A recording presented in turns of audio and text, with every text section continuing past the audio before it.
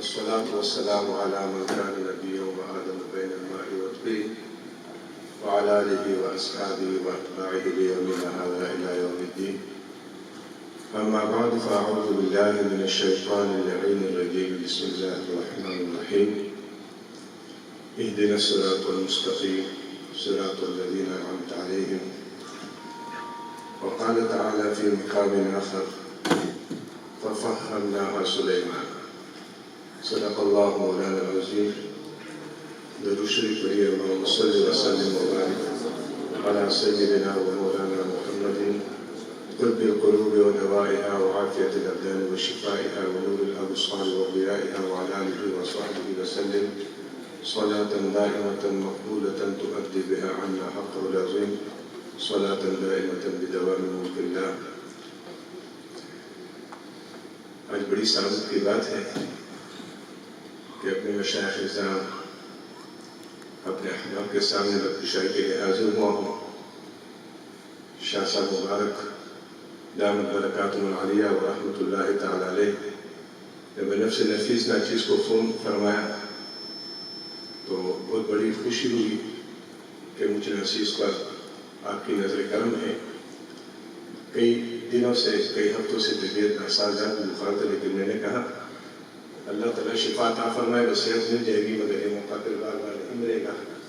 ان بزرگوں کی ملاقات اور ان کے دیدار سے میں محروم ہوں تو شاید میری بہت ہی بد نصیبی ہوگی. تو حاضری کے ساتھ حاصل ہوئی. اللہ تعالیٰ قبول و منظور فرمائے. شاہ صاحب مبارک دامت برکاتہ العالیہ کی شخصیت، آپ کی ذات اور آپ کے مالہا و مالہا وہ کسی سے پوشیدہ نہیں ہے، اور سورج کے سامنے چراغ دکھانے والا معاملہ ہے. شاہ صاحب مبارک کی غیرت اور غیرت علمی اور دینی اور اکابرین کی جو شاہ صاحب کی ان پر ان کی عزتوں پر جنہوں نے بھی قلم یا کوئی زبان چلایا تو شاہ صاحب مبارک نے ہمیشہ قلم اٹھا کر اپنا حق ادا کر دیا. اور یہی ہے آل رسول کے گھرانے کی یہی شان ہوتی ہے کہ وہ گردن تو کٹا سکتے ہیں مگر جھکا نہیں سکتے. الحمدللہ جہاں کے بھی موقع ملتا ہے تو اللہ تبارک و تعالیٰ نے ہر زمانے میں فرعون کے لیے موسیٰ کو پیدا فرمایا ہوا. آپ دیکھیں یہ کام اس دور میں ہمارے اسلاف اکابرین علماء اہل سنت اور پھر پیسوں کی اور مدارس کی اور اسباب کی اور آلات کسی چیز کی کمی نہیں، لیکن ذالک فضل اللہ یؤتیہ من یشاء. اس نسبت سے اللہ تبارک و تعالیٰ نے شاہ صاحب مبارک کے حصے میں کئی ایسے کام عطا فرمائے جو کسی اور کے حصے میں نہیں آئے. جو آیت کریمہ میں نے آپ کے سامنے عرض کی تلاوت کی ففہمناہا سلیمان، کہ اللہ تعالیٰ کی خداداد سے جو ہے دیر ہوتی ہے کہ کس کو اس چیز کی فہم دے.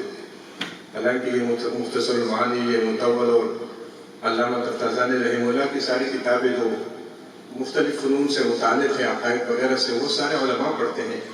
لیکن میں یقین سے کہوں کہ وہ تو گزر بھی گئے ہوں گے، لیکن یہ بھی ان کے ذہن میں نہیں ہوگا کہ یہاں پر کون سے جو ہے نا وہ اشکالات اور یہاں پر کون سے علوم کے چشمے یہاں پر ہیں جن کو وہاں سے پتہ بھی نہیں وہاں سے گزر گئے ہو. بعد میں کسی نے بتایا بولا ہاں یار یہ بھی تو ہے، یہ بھی تو ہو سکتا تھا، لیکن ہمیں یاد ہی نہیں تھا، ہمیں فکر ہی نہیں تھی. عزیزان محترم، تحقیق، علم اور عمل اور یہ خداداد صلاحیت ہے.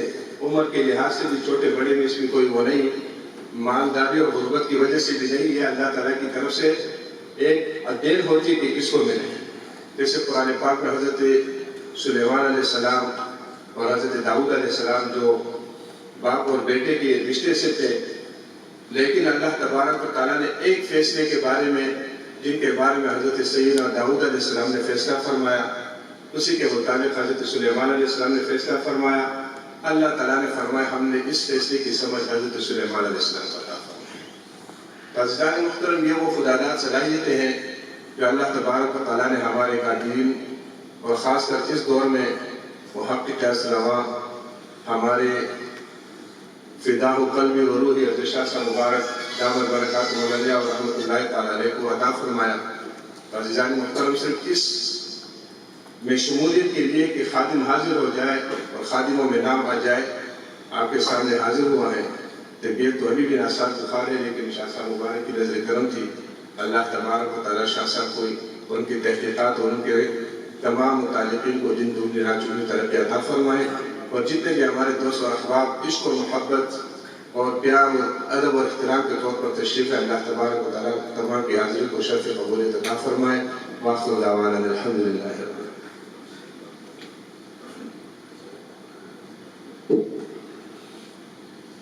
علامہ سید منور شاہ صاحب سیفی دامت برکاتہم القدسیہ خطاب فرما رہے تھے. گزارش کروں گا ممتاز مذہبی اسکالر یونیورسٹی آف کراچی کے استاد حضرت علامہ پروفیسر ڈاکٹر عمیر محمود صدیقی صاحب سے تشریف لائیں اور اظہار خیال فرمائیں. حضرت علامہ ڈاکٹر عمیر محمود صدیقی صاحب.